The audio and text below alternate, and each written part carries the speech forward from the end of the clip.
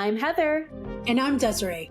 And you're listening to the Perpetually Overdue podcast. Hello, everyone. I'm Heather. And I'm Desiree. And welcome to another episode of the Perpetually Overdue podcast. Now, this week, it's a little bit more on the serious side, but we're still going to keep it lighthearted as always. But Desiree and I are going to discuss a little bit about our both physical and mental health journeys. Her with PCOS and myself with ADHD, and just kind of how we discovered it, what we've went through to discover it, especially with Desiree. She went through a whole lot. And what we're doing now, how we're coping with it, everything like that, just in the small chance that there is somebody out there that one can relate and two may have some of these symptoms and don't recognize what it is or know what it is, especially with PCOS, and Desiree will talk way more extensively about this, but it's really hard to get diagnosed. And so you might be struggling with trying to get diagnosed, with being told several different things, especially there's some definite medical go-tos, especially for women, of responses that you're getting all the time. If you're in pain, it's usually just brushed off as take a Tylenol, you'll be fine. Mind you, women have menstrual cycles, they give birth. We know how to fucking deal with pain. Exactly. So if we're saying that the pain is too much, it's fucking too much. Have you ever seen a guy, we talked about this the other day, have you ever seen a guy do a period simulator? Pathetic. Yes. They can't make it past like the 5th level. You see a girl do it, she's on level 10 and she's like, nah, this is nothing. Yeah, seriously, they contort themselves yelling. And I'm like, boy, if you lived one day in our shoes. Right. And especially if you have something like endometriosis, which is extremely painful. I have a difficult period myself, and there are times where the pain literally wakes me up from my sleep if I am cramping, or I'll have a migraine that nothing can tackle. I've tried every remedy that there is, even going to sleep and waking up, and I still feel pain. So all that to say, we know what pain is. We wouldn't just jump at the smallest little thing. In fact, I feel like a lot of women don't go to the doctor soon enough because they're so used to being in pain all the time and just having to deal with it and having to go on and having so many people and things rely upon them. So there's that, and then there's the other go-to of, oh, you just need to lose weight. That's the problem. That's the resolution to every problem is you just need to lose weight. Yeah, and everything magically will be fine. Yeah, your body will just like come back into alignment, or you just need to be on birth control, which for some people that is a remedy or at least a band-aid to help. For others, you're just being thrown medication without really knowing how it's going to help you or if it's going to help you. That was my experience with birth control because I had fibroids and I had to get them removed. And I was like, is there any way that they cannot come back? And they're like, well, unfortunately, there's no way to prevent them from coming back, but we could put you on birth control. It'll slow down the rate of it. And I was like, no, I'm good. Because I had been on birth control previously and it had just fucked me up. Like I was breaking out everywhere, and I prefer to do things more homeopathic if I can. I'm not opposed to medication, but I know pharmaceutical companies are pieces of shit. And so I prefer not to give them my money for many reasons, but I am not anti-medication by any means. So if there is something that will truly genuinely help, but I feel like birth control is just the band-aid that a lot of doctors, even female doctors, put on their patients. Oh yeah. So here we go. It'll be sort of like a back and forth. We'll get into some questions and we'll each share what our experience has been like with that, with our various issues.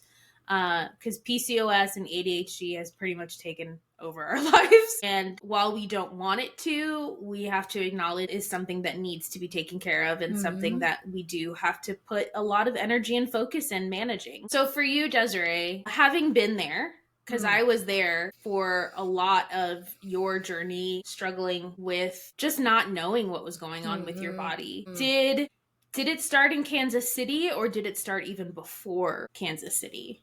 Oh, I've had PCOS symptoms since 12 years old. Okay. In fact, for me, I was seeing at the time, because I grew up with also chronic shoulder and neck problems since like as early as like 6 years old. I would wake up and I couldn't move my neck. My mom would put like a neck brace on me and I would lay flat on the living room floor all day not moving because I Oh, couldn't. And I think I know what that was. I think that was from a fall when I was little that I broke my leg, but we never tried to confirm it. It was what it was. right. So growing up, when I got into dance around middle school, I was in a lot of pain a lot of times. And so my mom found this wellness center with a Jewish doctor, and he was the only one who could help me because I had seen chiropractors before that. They all fucked me up even worse. So he was the only one who helped take away the pain. I was able to manage it better. And one day when I was 13, I don't know how we got into it, but I explained some of my symptoms. How by 13, because I got my period when I was 10, by 13, I had irregular periods. I never knew when they were coming. They lasted 7 to 9 days and they were heavy as hell, very painful. And I started sprouting little hairs under my chin. And then obviously the weight fluctuating. Granted, looking back, hindsight 2020, I was never overweight, but my body was already pre-developing compared to my pubescent friends who still didn't even have their periods. So I thought I was big. You having your period when you were so young kickstarts that development as well. Absolutely. I mean, I had boobs in third grade already. I had the guys pointing and stuff during class at me because if I was leaning over the desk, they boobs could see. Yep. And so Boys. Bless him. So I was already showing a lot of different symptoms, and he instantly was like, "You probably have PCOS." Never heard of the term before, and that was the first time I had heard it. Wow. See, I thought that you had not known about PCOS until recently. But here's the thing: I heard it, put it on a shelf, and never thought about it again until my late 20s, because again, it was a foreign concept. And he even said, probably just put you on birth control. And the idea of getting on birth control at 13 really scared me and turned me off. Growing up, financially, my mom, we struggled. Having insurance consistently wasn't a thing. So we did let things slide, and I kind of had to learn to live with my symptoms. And it wasn't until I think in my late 20s, I discovered again the term PCOS and decided, what is this? And then it wasn't until my 30s that I finally started understanding and putting the dots together myself, because doctors weren't doing that for me. Yeah. I can relate to that, not in regards to ADHD, which I'll talk about in a second as far as like how I figured it out, but when I've had a couple different things. So being a woman, hormones, they're so great. I mean, men have hormones too, but obviously it affects them differently. I had always had a really, really, really regular period, very on time. The symptoms were always kind of out of control. So like PMDD was something that wasn't a thing back then, but I had intense symptoms in terms of like cramps, migraines, and emotions. I would burst into tears for literally no reason at all sometimes. Sometimes there would be a trigger, like a very cute commercial or like a song or something.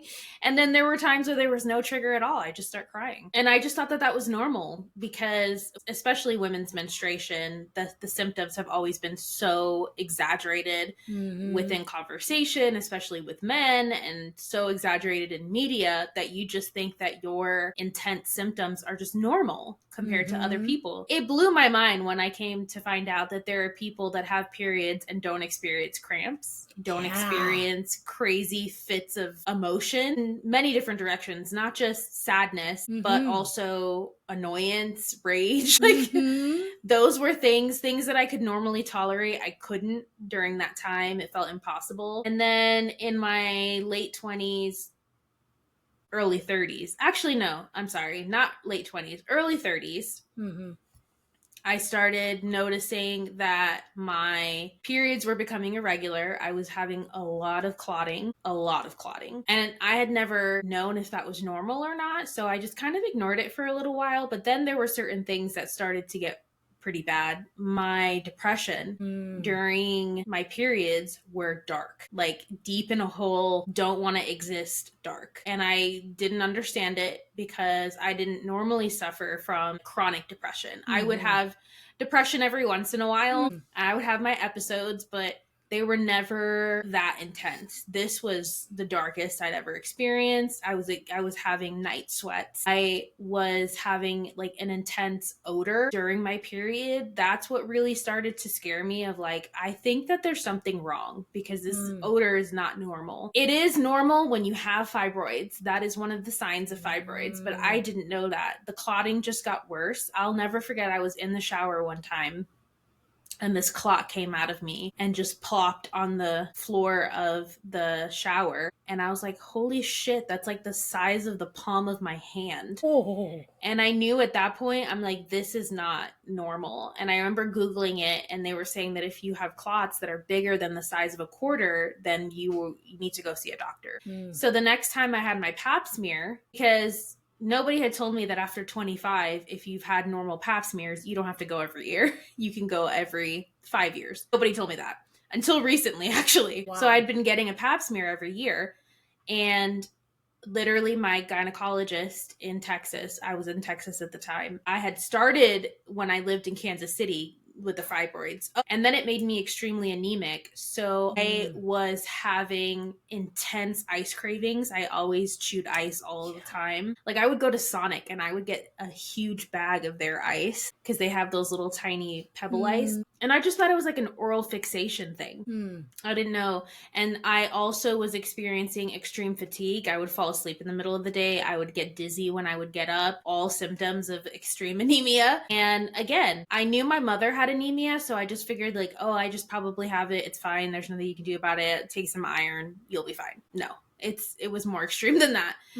So when my doctor did the pap smear, she literally is looking into my cervix and she's like, you have a fibroid sticking out of your cervix. And I was like, oh, okay, well that answers that question. Because I hadn't even brought up the fibroids yet. And I was about to ask her about it. She's like, I'm going to see if I can remove it right now. This is the other bullshit that women have to deal with. Men go into the doctor and they're like, my tummy hurts. And they're like shoving morphine at them. Women go to the hospital and there's some bullshit about how the uterus doesn't have nerve endings and therefore you can't experience pain. That is not true. As people with uteruses, we can tell you that that's bullshit. So she attempted with no pain intervention, not even a fucking Tylenol, to pull this fibroid out of my uterus. I almost passed out. And then I had to go up a floor in that building to schedule a breast exam because I had a lump in my breast, also since Kansas City, but because I didn't have insurance at the time, could only go to a free clinic. They had really old equipment. Having a mammogram with an old machine is a fucking nightmare. They squeezed the shit out of my breast so hard that liquid started coming out of the nipple, which they took as a sign of like something bad. But I'm like, you literally just spent 30 minutes squeezing and flattening the shit out of my boob. Like, what do you think is going to happen? Side note, I was in a relationship at the time, and this person basically made it clear that if I had cancer, breast cancer, they were not going to take care of me. So great relationship. And I was scared that I did because they had told me that there was some slight blood flow to this mass in my breast, but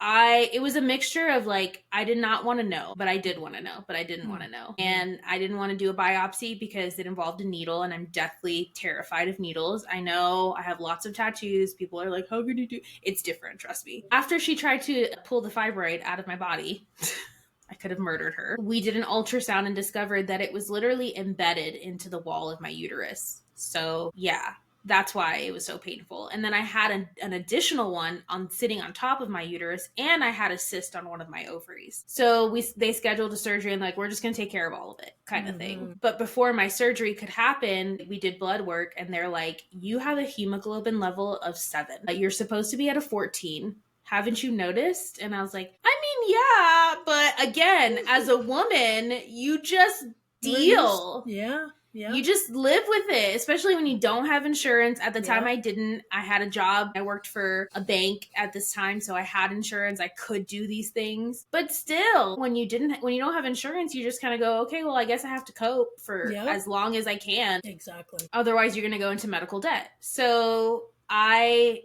was like, cool, we'll do the surgery. I think it was a week before my surgery. They're like, you have to come in for an emergency blood transfusion because we can't perform this surgery unless you're at a certain hemoglobin level. I think it's like a 10 because you're going to lose some blood naturally when they cut you open. They're like, we can't cut you open. You can die, you know what I essentially, because you don't have enough blood in your body. So that was a nightmare because I have the tiniest veins in human history. So trying to get an IV started in me was really difficult. But the improvement that I felt after that was insane. The mental aspect of it, which I know you experienced with PCOS, because it's not just physical, although a lot of the times the physical takes precedent, at least when people talk about it. And also the physical is what's taken more seriously by other people, by doctors and stuff like that. But the mental aspect of it is so damaging to you and your psyche. Yep. How was that? I mean, because I remember when we lived together in Kansas City, experiencing some of that with you, the deep depression. I had a huge bad episode during that time and not knowing it, not knowing what it was, didn't have a name for it, and feeling guilty because I was checking out on you. And yeah, it was very difficult. So the thing is, PCOS being a metabolic syndrome and it's connected to hormones, there's variations of it that affects people differently, which doesn't help because the medical system likes their black and white check boxes, and you can't do that with PCOS and women. So one of the things that was never discussed was the possibility that my hormones was affecting my mental health. And till this day, there are assumptions that my chronic and my clinical depression and anxiety could be connected directly to the PCOS, or it could just be coincidentally something else separately. That's a chemical imbalance in my brain. We don't know. But that was a huge thing that, I mean, I remembered having as far back as 12 years old, being depressed, but not having any reason to be. I mean, literally, I had a moment of suicidal thoughts, and not a full attempt, but I held a knife to my stomach and thought I could end it right now. At 12 years old. And again, I was not living a life it didn't make sense. And so growing up, I struggled with that. We've been through our like religious trauma situation. So being in religion didn't help because they very much taught you Jesus takes it away. And if it comes back, you did something wrong. It's your fault. Yeah. So even more so, I was not understanding the panic attacks I was having because I was on stage a lot, and all these things that I tried to live in secret while really struggling inside and suffering, and a lot of guilt, a lot of shame, because I was like, I don't understand why I can't just shake out of it. I mean, even my own mom, who meant well, would be like, stop being negative, like you need to be more positive, and all these things that that explanation for depression frustrates the shit out of me, because it's like, don't you think I don't want to be like this? Like, if I could choose, I would choose not to be this way. Exactly. So your period being out of whack affects you hormonally. And the thing that I think is different from men that many people don't get is that our hormones as women controls everything in our bodies. Yeah, our hormones in general do. Yeah. Yeah. And as women, the extremes are big, and it will literally take over your entire life, from mental, physical, emotional, everything. So it was the periods, it was the weight fluctuation. Even though I was a dancer, I wasn't eating any differently than my friends were, and yet my body was doing things that I couldn't understand and was shaming myself for. It was the depression, it was the anxiety, panic attacks, it was a lot of little things, the chronic fatigues. At one point in Kansas City, I was feeling fibromyalgia symptoms where my bones literally would hurt and ache. So one doctor, when I went back home, was like, you probably have fibromyalgia. But especially back then, it wasn't even an official term yet in the medical field. And there's no cure. Exactly. And there's no cure for PCOS either. So it was a lot of things. I constantly lived feeling trapped in this body and not knowing what to do, trying to do things, trying to be healthy. I've been on so many fads and so many things, and I would be consistent with them. I would exercise. I would dance as my form of exercise, and I would have like a little bit of a result, and then boom, it would blow up again. And so imagine that mental also roller coaster that you're going through since your formative years as a teenager. It was a lot. And again, every doctor I went to, it was the same song and dance. Well, just lose weight and you'll be fine. But I can't lose weight because something is blocking me from losing weight normally. Oh, it's just that my periods are off. Well, just lose weight. Okay, I have this, just lose weight. Fucking solution for everything. And it's like, yeah, but the weight is part of the the PCOS, so it's not that simple. It's a symptom, it's not the cause. Like, exactly. The weight gain will cause other things to fall apart in a way, but it's not like you said, it's not the root cause. What's weird is that I had always grown up hearing about ADHD. I had a nephew who had ADHD, and I did not relate to the way that it manifested in him. He was very hyperactive, and he was like all over the place, and he would ask you a question and then 2 seconds later ask you the same question, and you get frustrated, but you realize that he asked the question and then just checked out and went on to the next thing in his mind and never like really listened to the answer. At one point we thought that he had a stutter, but it was because he was just talking so quickly that he would stumble over his words. And I just was like, well, that's not how, I don't experience that. But I experience other symptoms, at the time to me, lesser known symptoms of ADHD, the executive dysfunction, which is the most crippling thing.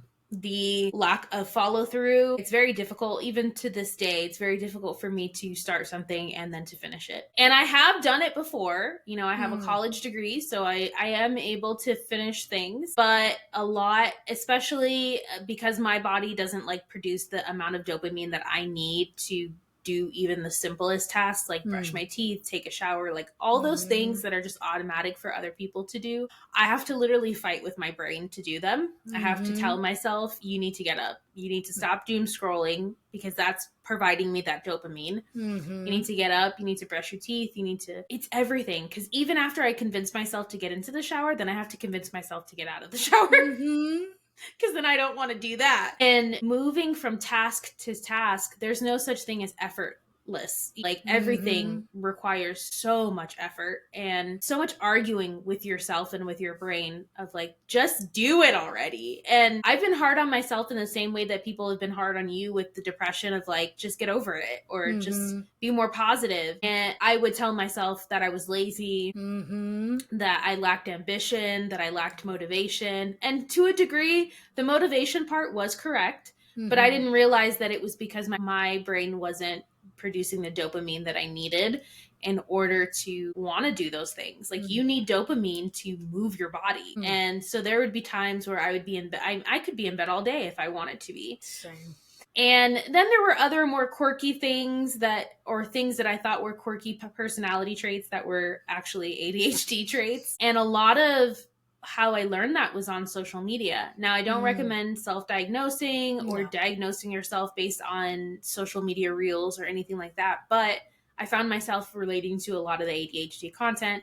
I took it to my therapist and I talked to my therapist about it. And she is the one that pretty much officially diagnosed me with ADHD. She's like, unfortunately, I cannot medicate you. Only a psychologist can medicate you. So if you want to be medicated, because it did get to a point where I was like, I'm tired of living this way. I'm tired of fighting with my brain all the time. I'm tired of being down on myself because I can't do the most basic human things. And then because I'm married to somebody who has really good routines and he's really good at sticking to those routines, it makes it worse. It makes my inadequacies, or what I feel like are inadequacies, that much more glaring. And it was harder because when I was single, I could hide all of that stuff. I could hide being in bed all day. I could hide not following through on something. I had no accountability except to myself. And I was already my own worst enemy when it came to that. I got down on myself quite a bit, especially when it came to writing, because I was like, you're supposed to be a writer. You're supposed to publish and all this stuff. And, you know, people were telling me that I was talented in that area. And I really wanted that potential to be a reality. I didn't want it always to just remain potential in my life. And I felt like I wasn't going to ever be able to make that into a reality so long as I was not medicated. Fortunately, to get tested for ADHD officially and to get diagnosed by a psychologist, to where it's not like my therapist can just be like, I diagnosed her, you're good to go. In order to medicate you, you have to do a test, and that test is fucking expensive. It is ridiculously expensive, which is so frustrating. Again, part of the financial burden of having any sort of illness, physical, mental, otherwise, it is fucking impossible. It's impossible, and insurance companies don't always cover those things. And if they do cover them, it seems like nowadays they just try everything in their power to work not against pay for you stuff. Exactly. Yeah. They're like, oh, you forgot to cross this T in this form. Can't pay for it. Oh, your therapist or your nutritionist is in Florida with you, but the company that she works for is located in Massachusetts. Sorry, that's considered out of state. And I'll wait 2 months for you to use their services and rack up a bill to say, oh, by the way, we never approved actually you using them. So now you owe this much money. Never notified you of that either. So there was a lot to that. Unfortunately, even with my fibroid surgery, I had quite a bit to pay out of pocket. And thankfully, I had a good enough job that over time, I was able to save. I got diagnosed in September with fibroids. She wanted to do the surgery that month. I said, you need to give me time, honey. Like, I don't have $5,000 just laying around at that time. So I had to wait a couple of months and really pull the purse strings tightly so that I could save enough money to at least pay, because there's, you have to pay upfront the surgeon and the hospital. Those are the two things that they don't bill you for afterwards. And there was a part of me that's like, is it worth it to pay this money to take this test? Mind you, I had other things going on. I had just had a breast reduction and found out that the lump in my breast was actually a cyst because it burst on my surgeon when she took it out. You didn't tell me this part. Yeah, she said it burst on her and it got on her. And I was like, oops, sorry. But I was relieved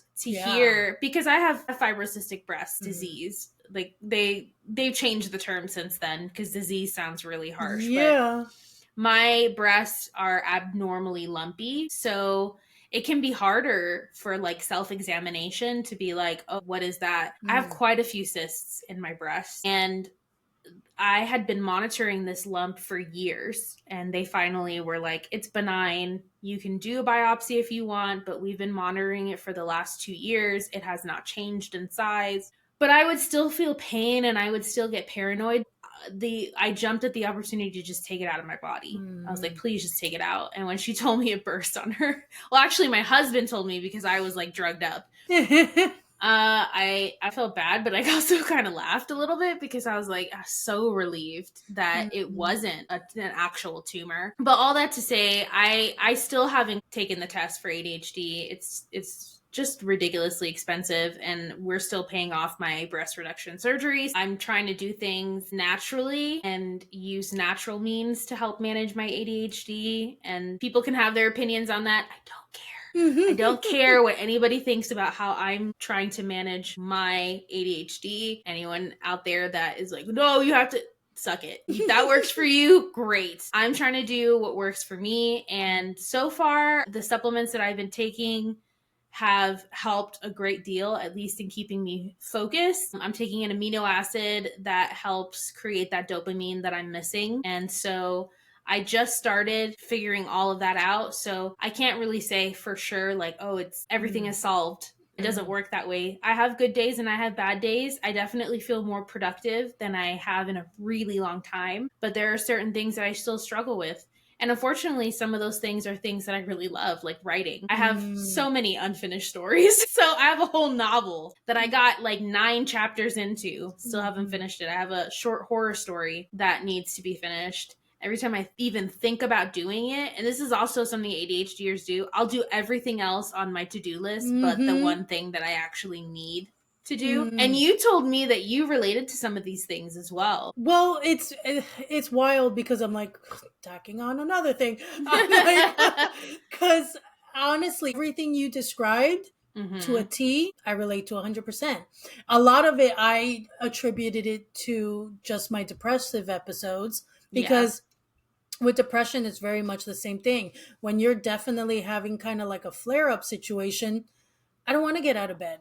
I don't want to Aw. brush my teeth. I don't want to wash my face. I don't want to take a shower. I don't want to. And then to do these things, it feels like you're climbing Mount fucking Everest, which is Yeah. wild. And then you beat yourself up because you're going, it's just brushing your fucking teeth. Get it. Just Like, do it. just do Why is it it. so like, why is it such a monumental thing to tackle on? And it's been a struggle for sure because it literally feels like it takes over every area of your life. And then because of how overwhelming it all feels, Yeah. you just want to crawl in bed. And I did have those seasons where I didn't get out of bed for months and I would just read. And it was easier because I have a very Mm-hmm. supportive mother who understood that I have this and she never fully gave me guilt and pressure. It was one of the things I struggled when we lived together was that I was going through these things and I couldn't, like you said, with your significant other, you can't hide. You can't pretend like you can at home by yourself.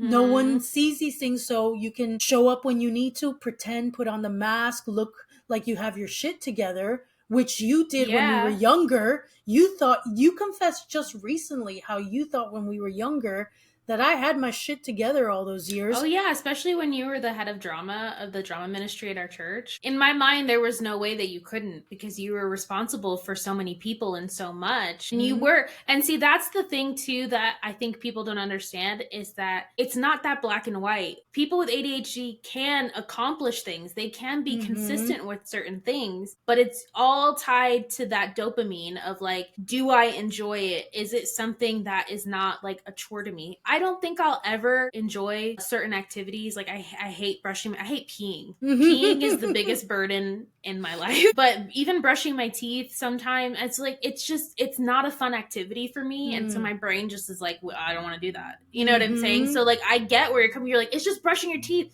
but it's not just brushing your teeth. Trust So me. wild. And then the thing was that those years that I looked like I had it together, Yeah. it was coming home and just Falling crashing, apart. Yeah. falling apart, crashing like away. Like my poor mother, like I would just shut down.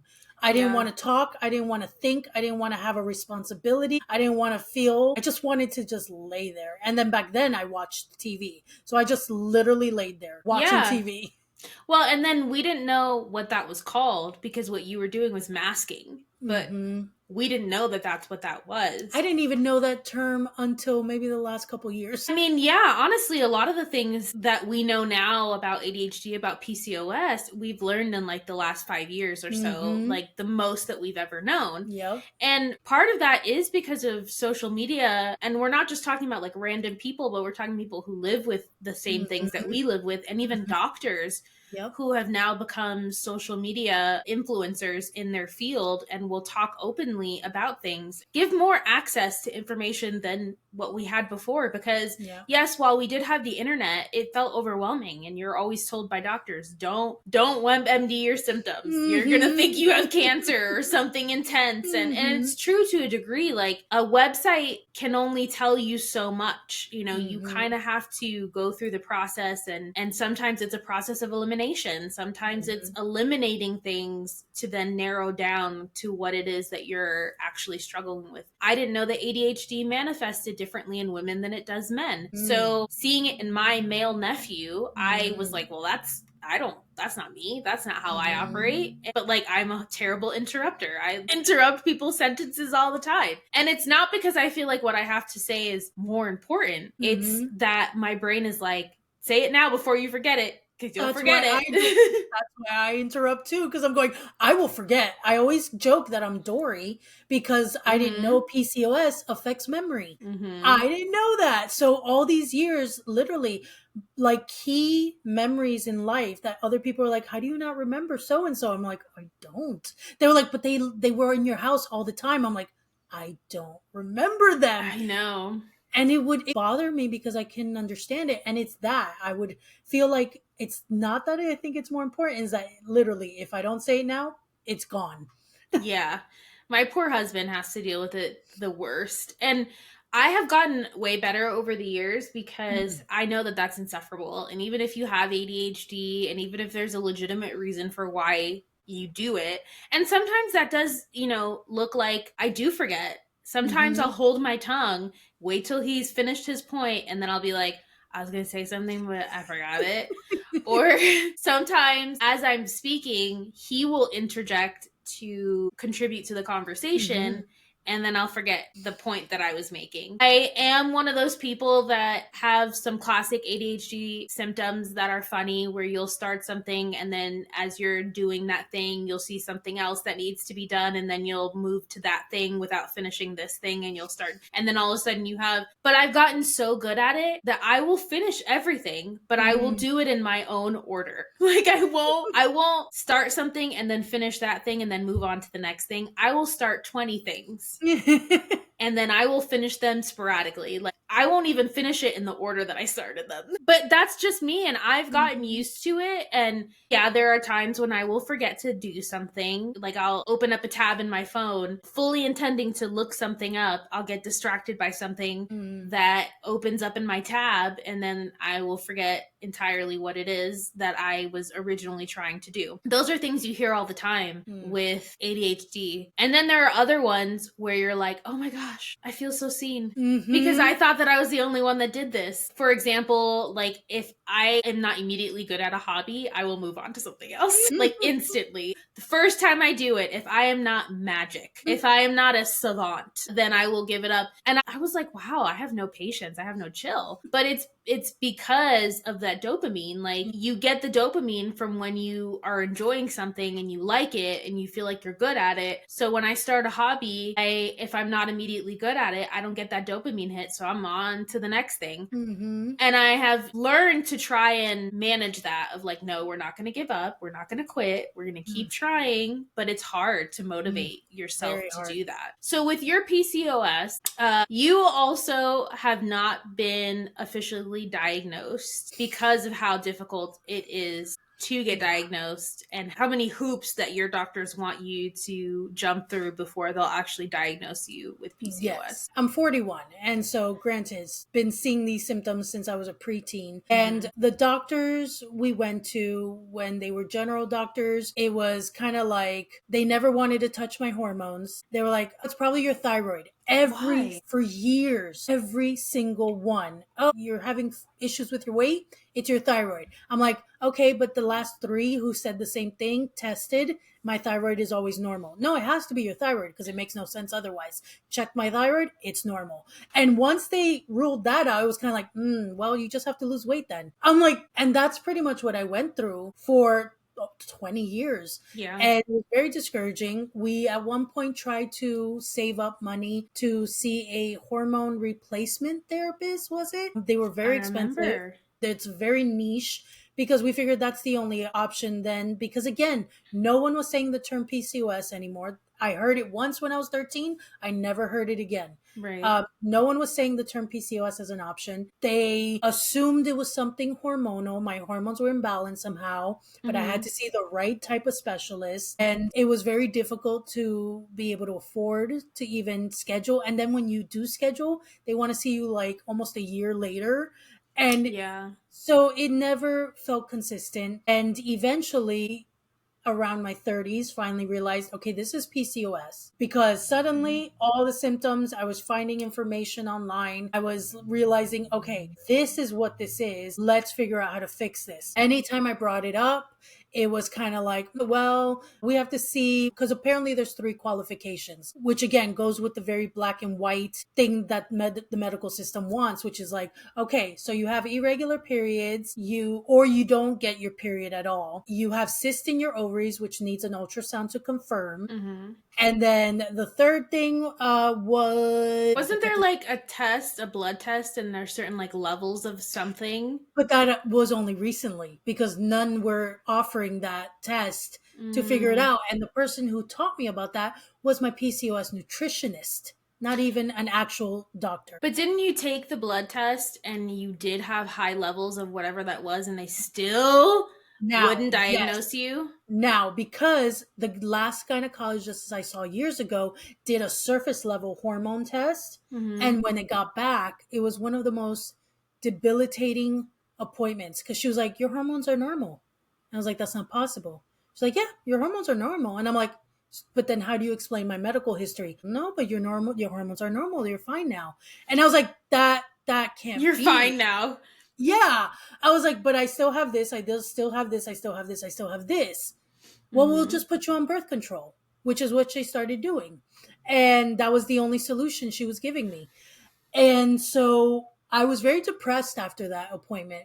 And then unfortunately, my mom was like, "You should be happy. Your hormones are normal." I'm like, "I can't be happy because I know something else is wrong. This Mm-hmm. doesn't make sense." But it Yeah. was like, maybe they just fix themselves. Sometimes that happens. And I was like, and so I'm supposed to just move on with my life because apparently I'm normal now. But you're still experiencing all of the same symptoms. So it's Ex- like, if they fix themselves, then why am I still feeling this way? So that was that was a few years ago. That was very difficult. I struggled a lot mentally after that. I felt very alone. I felt very like trapped, like, well, then there's nothing else to do now. I just got to live like this. And I went into another depressive episode after that. So it wasn't until literally last year Yeah. that through TikTok, funny enough, I found a nutritionist who was promoting that she is a PCOS specialist, and I was watching her content for months and I was like, okay, I like her. She knows what she's talking about. While Mm-hmm. other PCOS nutritionists weren't as accurate, so I wasn't fond of them.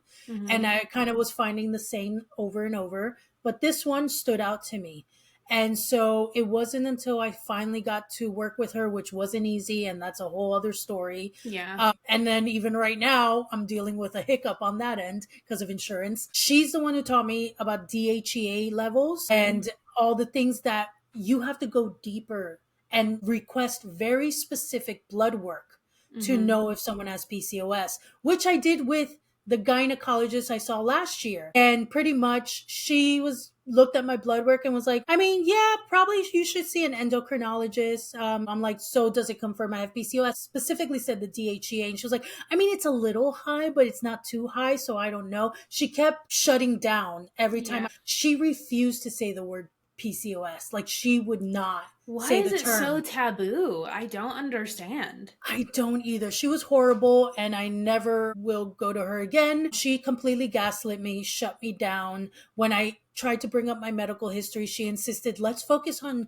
where you are now. Let's not focus on the past. And I was like, The past is informs where we are now. Like, especially medically, how can you not look at a patient's history? That is so negligent. and as a female doctor and a gynecologist, I was very, very disappointed and grossed out. And I was just so upset. And I left. And then she just gave me 5 boxes of birth control here to start you off. I was, because that's again the band aid solution. For everything, yeah. And then as it is, I found an endocrinologist that was referred to by my new gynecologist. He can't see me for almost 6 months for my first appointment. And I'm at a point where my A1C, because of the insulin resistance that happens with PCOS, is very high. Mm-hmm. So I'm like, I'm at a dangerous level where we should probably take a look of this now, but you're going to make me wait 6 months before we can even tackle that.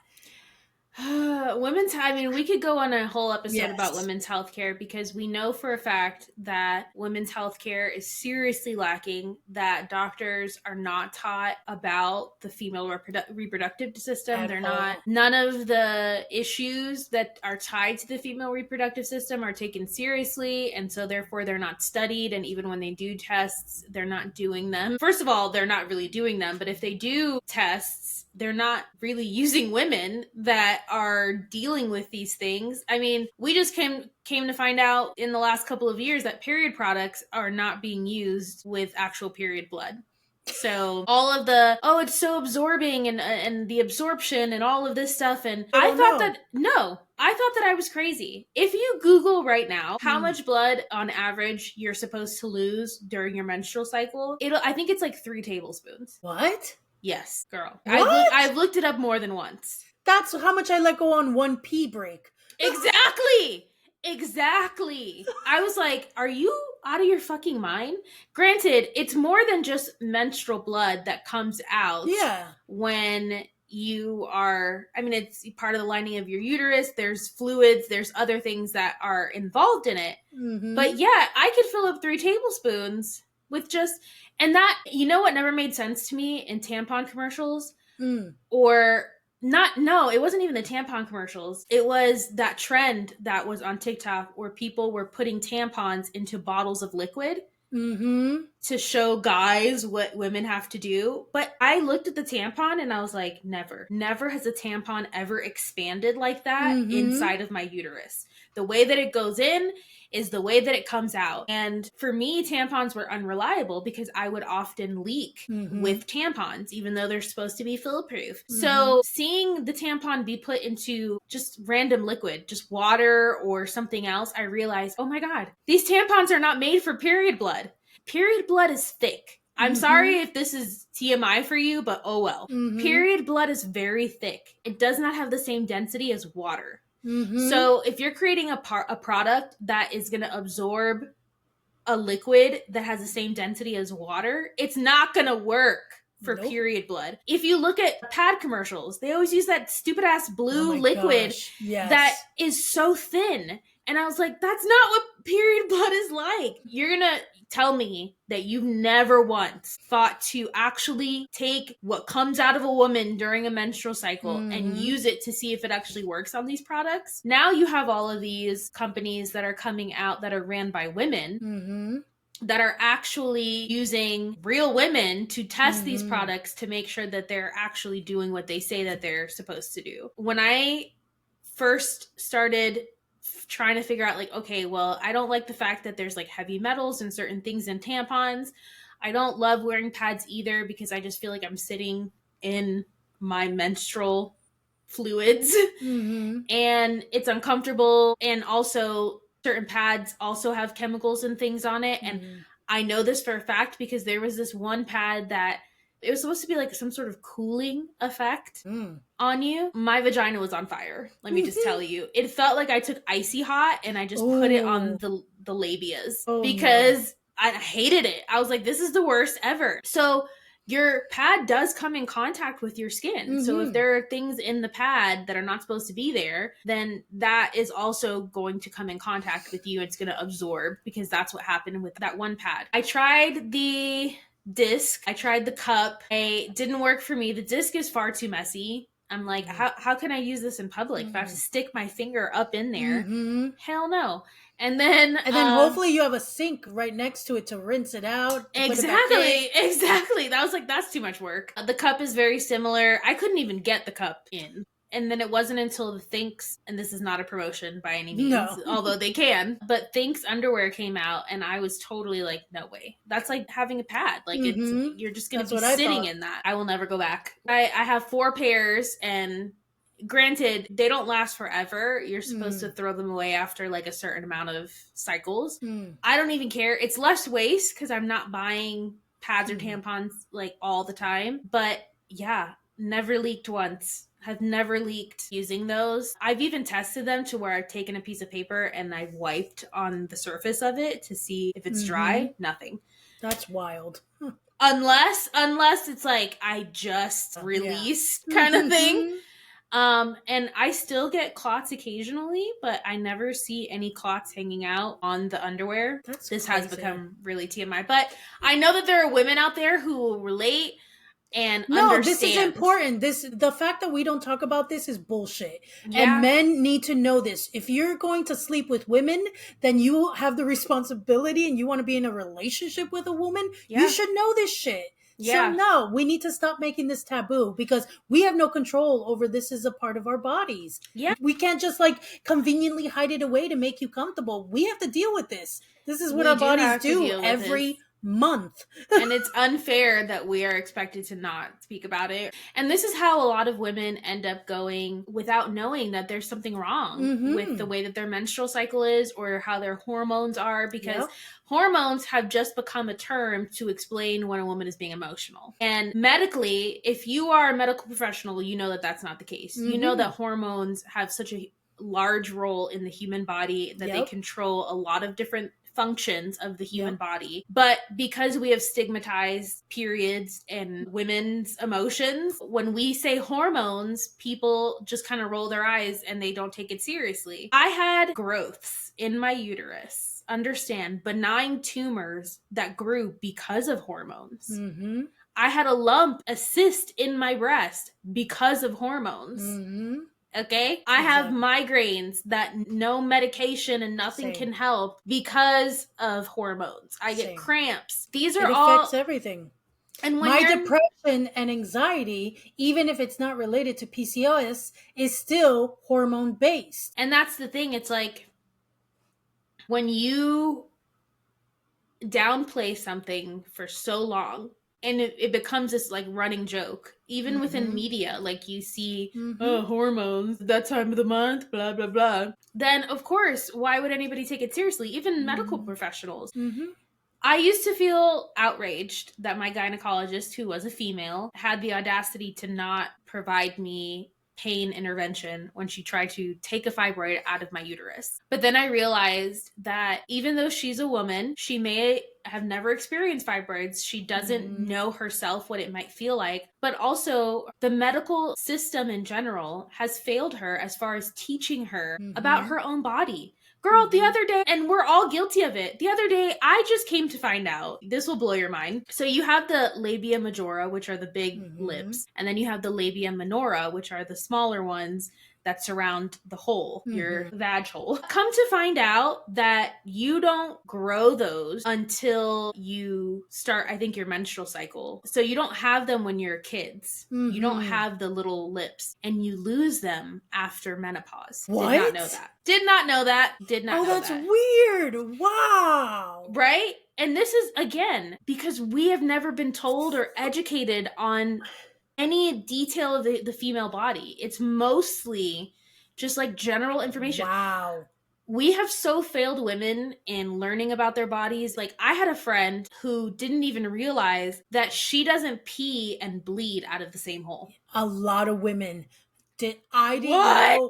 I didn't know until my late 20s. I didn't know. And that unfortunately is a normal thing. And then a lot of women feel don't know. ashamed.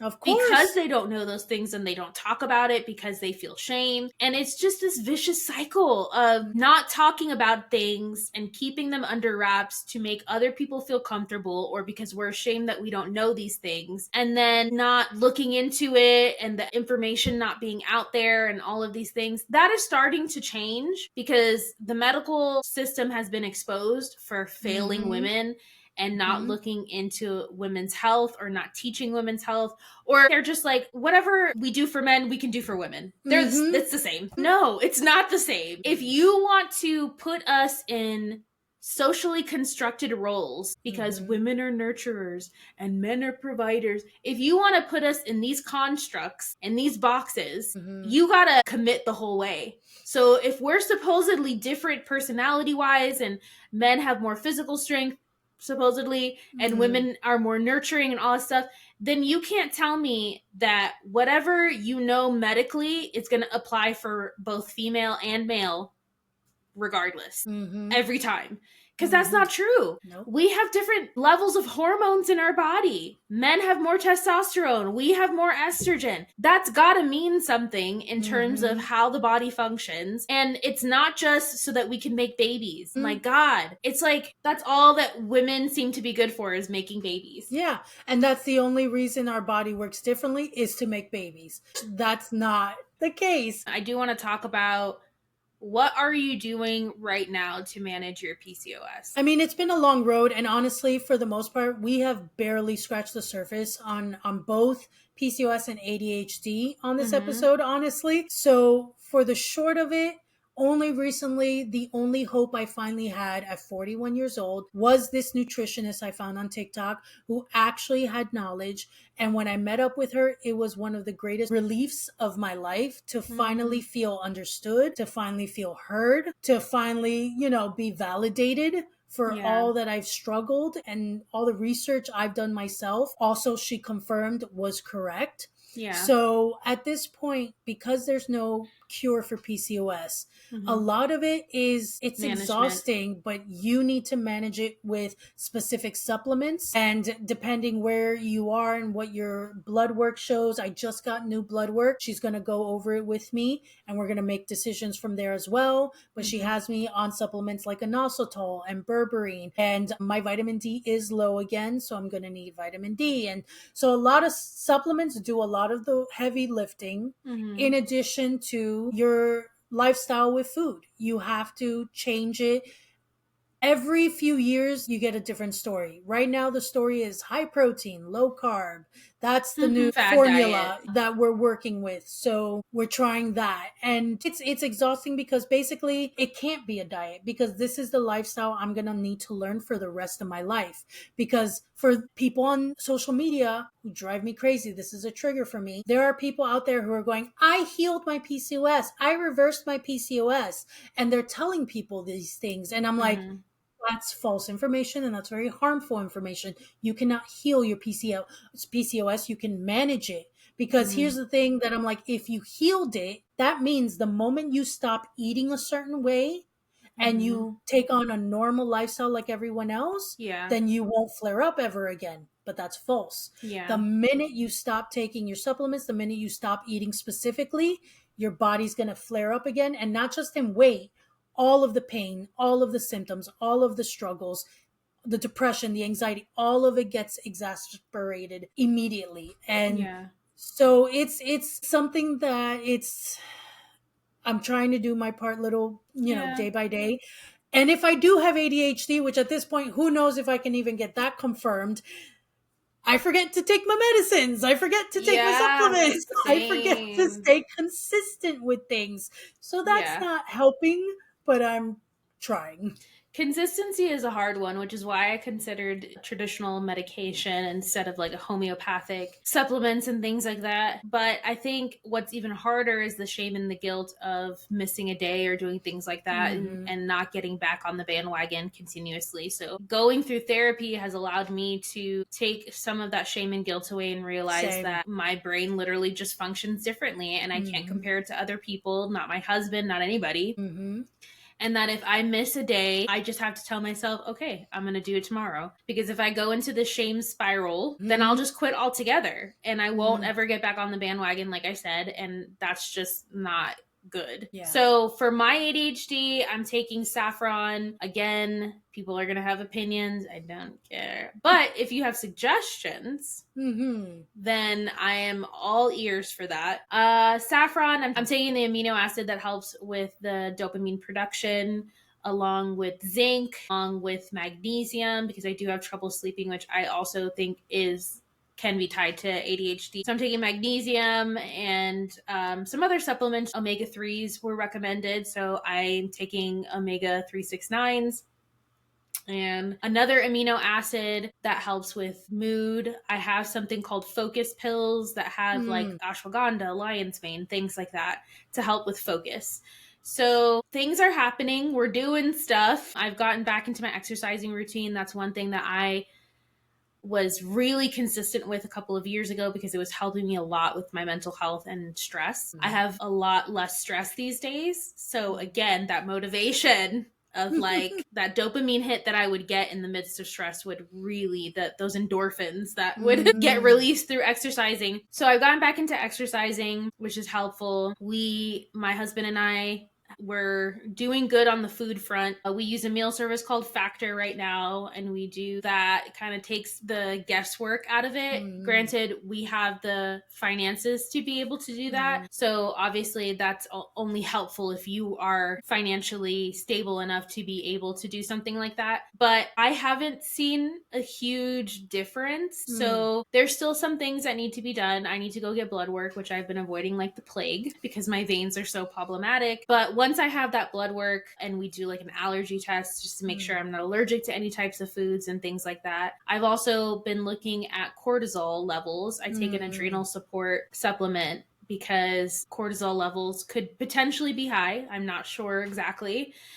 again, because I haven't gotten the blood test. I know that I have had a vitamin D deficiency in the past. I wouldn't be surprised if that flares up, especially in the wintertime. Women of color like us, we tend to get vitamin D deficiencies more. And then iron as well. I think anemia is something that I probably will struggle with on and off for my whole life. So just making sure that those things are in order. Last time I got a blood test, my iron levels were fine. We'll see how they are and how vitamin D is when I go and get another blood test done. But like you said, it's just this never-ending process of the thing. And you brought up a good point. Yeah. What's really difficult is, like, for example, all these supplements, the system needs to find a way to help us better because, for example, with PCOS, they don't have many options on what to prescribe us. So I'm like, they help cover our supplements. Yeah. I can't afford all the supplements I need to manage PCOS monthly. Like, I'm already running out of stuff. And I'm just like, honestly, the only reason I probably still have any is because I've forgotten days here and there. So there's still some in there.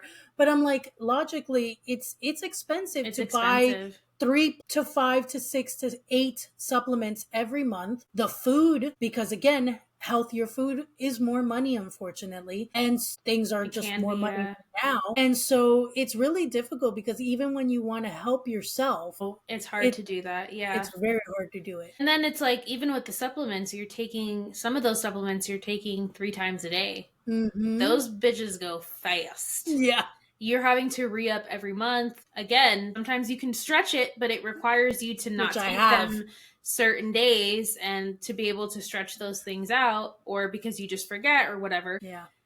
It's all this to say, we know that there's a lot of people out there, both men and women and non-binary people, who suffer from chronic illness, things that they will be having to manage their entire life. And a lot of times people have their own stories of how the medical system has failed them and how a lot of it is helping yourself and really changing your lifestyle and changing a lot of different things that you do, giving up certain things in order to make your life better. But I feel like we do need the information. I like the fact that social media, while there's a lot of information out there that is bogus, and if people are trying to sell you something, I would not go to them for information. Go to people who are freely giving that information out and not peddling a product to you. It's good that we have all this information out there, but I would take everything with a grain of salt. Still try to consult doctors, but even doctors don't know everything. And sometimes they're lazy, and sometimes they're overwhelmed and overworked. And there are many different reasons of why they might fail at diagnosing or treating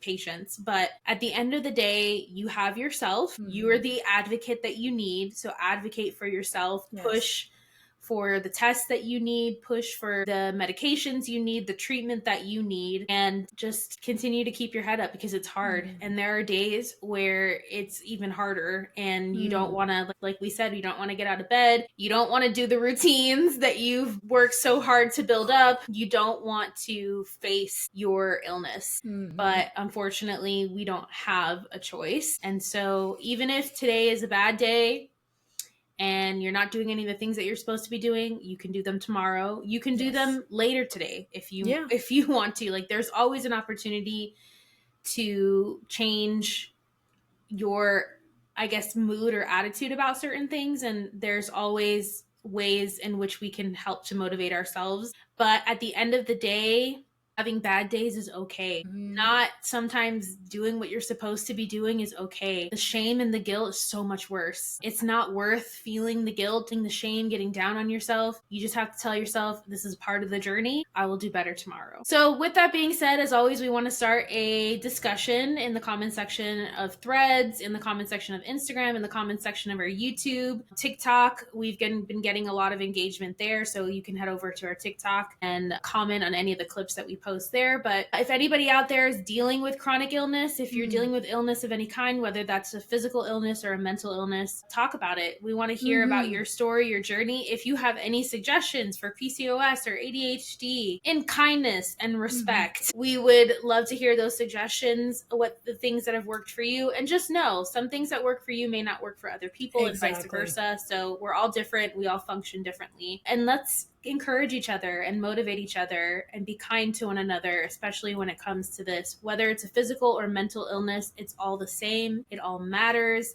Yes. And you are completely justified in feeling everything that you do feel about it. Friends, be sure to follow us over on social media.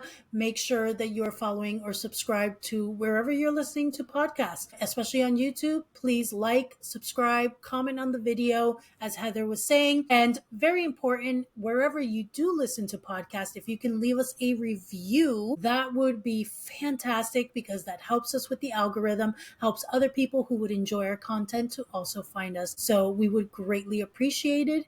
Thank you guys so much for being here and for listening. As we said, we barely scratched the surface, honestly, with this. And there's so much more we could talk about. So again, we encourage you, talk to us. Sometimes it just feels good to be heard. Yeah. And it can be healing just to feel validated. Yes. So absolutely, we would love to hear from you. And we're excited to see you guys again next week. Bye. Bye.